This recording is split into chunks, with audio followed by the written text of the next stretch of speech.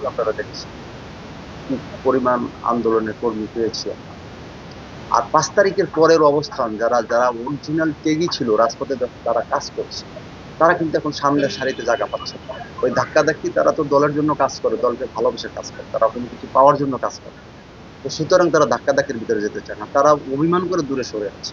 তো আমার তাদের প্রতি, যারা অভিমান করে দূরে সরে আছে, তাদের প্রতি আমার আহ্বান থাকবে, ইনশাল্লাহ প্রধানমন্ত্রী তারেক রহমান কথা দিয়েছেন যে মিছিলের শেষ স্লিপেও তার পরিচয় প্রদান করা হবে, এবং আমরা আমাদের প্রধানমন্ত্রী এবং বিএনপির চেয়ারম্যানের উপরে আমরা আস্থা রাখতে চাই যে উনি অবশ্যই দেশ গঠনের পাশাপাশি দলেরকে পুনর্গঠনের জন্য কাজ করছেন, এবং উনি ত্যাগীদেরকে মূল্যায়ন করার জন্য অলরেডি তিনি খোঁজখবর নিচ্ছেন কারা কারা আছে ত্যাগী, দলের প্রতি কমিটেড যারা বিগত দিনে কাজ করছে, এদেরকে খুঁজে বের করে আমার বিশ্বাস আমাদের প্রধানমন্ত্রী উনি দলের দায়িত্ব দেবেন, নেতৃত্ব দেবেন। তো আমাদের যারা ত্যাগী নেতাকর্মী আছে, ইনশাল্লাহ আগামীতে ভালো দিন আসতেছে, দল আপনাদেরকে মূল্যায়ন করতে নিরাশ হওয়ার কোনো কিছু নাই। ঠিক আছে, যদি আপনার কাজ করেন, কাজকর্তা কোনো বেইমানি করে না, ইনশাল্লাহ আগামীতেও আমাদের প্রধানমন্ত্রী তার কমিটমেন্ট রাখবেন এই প্রত্যাশা করি, এবং যারা নির্যাতিত এবং নিপীড়িত অভিমান করে সরে আসেন তাদের মূল্যায়ন। নতুনদের নতুনদের উদ্দেশ্যে আমার আহ্বান থাকবে যে আমরা দলের জন্য কাজ করব, দেশ এবং দেশের জনগণের জন্য কাজ থাকবো। সর্বোপরি আমাদের প্রধানমন্ত্রী যে 31 দফা দিয়েছেন দেশ গঠনের, আমরা আমাদের সাথে এই এই এই যে ওনার দেশ গড়ার যে পরিকল্পনা, 4টি পরিকল্পনা, সেই পরিকল্পনাগুলো আমাদেরকে বারবার উনি দিয়েছেন, এবং আমি ইনশাল্লাহ উনি কি করতে চাচ্ছেন এই 8 দফা পরিকল্পনার ভিতর কি আছে এটা আমাদের ভিতরে। তো আমরা ওই ওই ওটার ওটার আলোকেই কাজ করার চেষ্টা করব। কেউ যেন এমন কোনো কাজের সাথে জড়িত না হয় যেটা দল এবং জনগণের ক্ষতি হয়, দেশের ক্ষতি হয়। আমরা সর্বোপরি সবাই মিলে প্রধানমন্ত্রীকে সহযোগিতা করে এবং দেশ এবং দেশের জনগণের জন্য যেটা আগামী সুন্দর, সুখী এবং সমৃদ্ধ বাংলাদেশ গড়ার প্রত্যয়, সেখানে আমাদের সকলের ভূমিকা। আর আপনি যে এখন নেতৃত্ব কেন্দ্রীয় নেতৃবৃন্দ, আপনার বিএনপি নেতৃবৃন্দ, তাদের উদ্দেশ্যে আপনাদের কি চাওয়া আছে, কি আপনার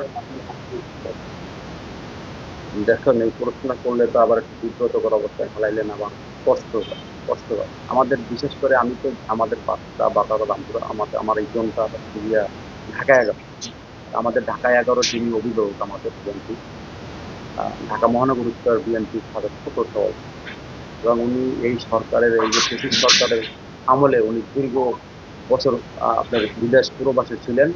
কাবিলা সিজার একটা মিথ্যা মামলা, তাকে শেখ হাসিনা সরকার বিদেশে যেতে বাধ্য করেছে এবং দেশ ছাড়া ছিল।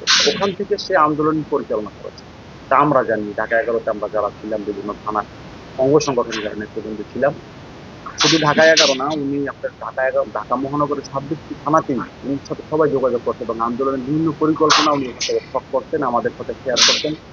এবং আমরা যারা এই যে নির্যাতিত নিপীড়িত যে কর্মীগুলো আমরা মামলা খেয়েছি, মামলা আমরা শিকার হয়েছি, এই মামলাগুলো টোটালটাই মনে করেন টাইম বাই নিজেদের। উনি ওনার আমাদের কারো কোনো টাকা পয়সা লাগতো না, উনি উকিল ঠিক করতো, উনি টাকা দিত, আমরা শুধু কোর্টে যাইতাম আর সবকিছু উনি করতে। আন্দোলনে উনি নেতৃত্ব দিয়েছেন আমাদেরকে, আন্দোলন কিভাবে করবে এগুলো সহযোগিতা করতে সার্বিকভাবে।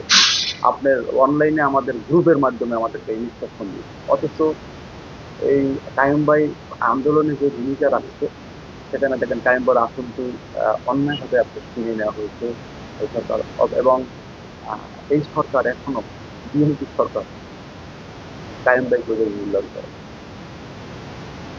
তো আমরা প্রত্যাশা করি কাইম ভাই যে বিগত দিনে যে ইয়ে করছে তাদেরকে তাকে মূল্যায়ন করা হবে, তাদের ইয়ে করছিলেন যে, এবং আমার যারা নেতৃবৃন্দ যারা নির্বাচিত আছে, তারা দলের জন্য কমিটেড, নীতিবিদ যারা কাজ করে, তারা যেন সবাই যেন সঠিক মূল্যায়নটা পায়, এটাই আমার সিনিয়র নেতৃবৃন্দ।